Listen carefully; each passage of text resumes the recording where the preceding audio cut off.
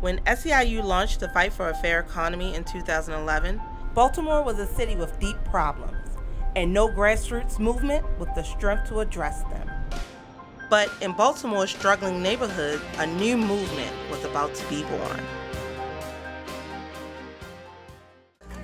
In its first month, Good Jobs Better Baltimore held 2 actions. First, a rally that helped save a civil rights landmark and attracted major media coverage. Well, tonight there is a mounting effort to save a local piece of civil rights history the site of what many think was the very first sit-in the United States. This was the first time they ever sat at a deli counter and tried to get it desegregated. Then, an action at Maryland's Chamber of Commerce that targeted the corporate group for opposing a tax on Maryland's millionaires. That tax was later signed into law. And Good Jobs Better Baltimore, we were just getting started. The recently announced Constellation Energy deal is raising questions now from one local coalition. Organizers from Good Jobs Better Baltimore say that the deal is great for CEOs, but it's bad for the city. During our canvass of Baltimore's neighborhoods, sky-high electric bills were one of the biggest concerns people had. So when the local electric company announced a merger plan threatening layoffs and even higher rates, we jumped into action. A flash mob of electric slide dancers descended upon Constellation Energy headquarters today. We used creative tactics and people power. The struggle with these extremely high BG&E bills. We took on 2 of America's biggest utilities and won a better deal for Baltimore. When first proposed, the merger had limited public benefits and a shaky pledge to maintain jobs. But after our 6-month campaign, the final deal included $1 billion for the community and thousands of new local jobs. Of course, as we finished our merger fight, an even bigger battle was brewing. The Occupy movement came to Baltimore in early October, and we stood with the occupiers from the first days of their encampment.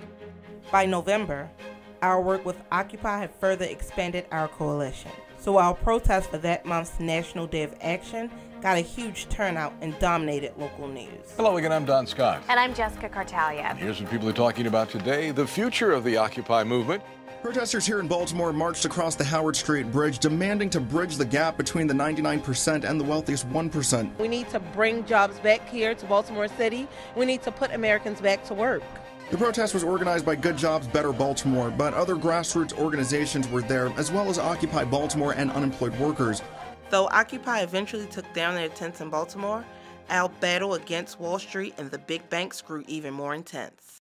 Baltimore was hit hard by America's foreclosure crisis, and no bank here was worse than Wells Fargo. We made it our mission to expose their role in devastating Baltimore's neighborhoods. They call it the funeral for the American dream at a church in West Baltimore. This is the kickoff of a long campaign where we're going to be encouraging people to rethink the role that big banks play in their lives. They're causing a lot of misery in the American families, and they need to look at their policies and look at the families that they're destroying and the children that they're putting on the streets. Good Jobs Better Baltimore helped organize tonight's event. On the streets and in the Baltimore Sun, we hammered Wells Fargo. And in July 2012, the bank reached a settlement with the city in a discriminatory lending lawsuit. Wells Fargo agreed to fund a foreclosure prevention program and to make $125 million in affordable loans to lower-income homebuyers. To build a strong coalition, you need to be there for your friends. So we answered the call in 2012 when Maryland's DREAM Act was under attack. A ballot referendum would have overturned the act, which grants in-state tuition to college students who've grown up here but aren't citizens. As parents, we are fighting for them to have a better education so they can have a better future. In the end, nearly 60% of Marylanders voted to uphold the DREAM Act. In the 2012 election, we also supported the successful marriage equality campaign and SEIU's Obama effort. As a result, we've had plenty of help in the new coalition to pass a fair minimum wage bill.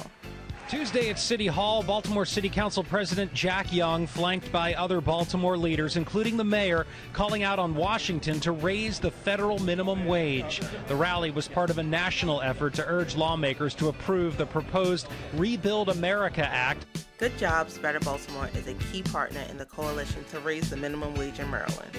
The minimum wage is about middle-class families and making sure that middle-class families can make a living, raise a family in the great state of Maryland. Though the bill is on hold this session, we're getting good press and building strong public support.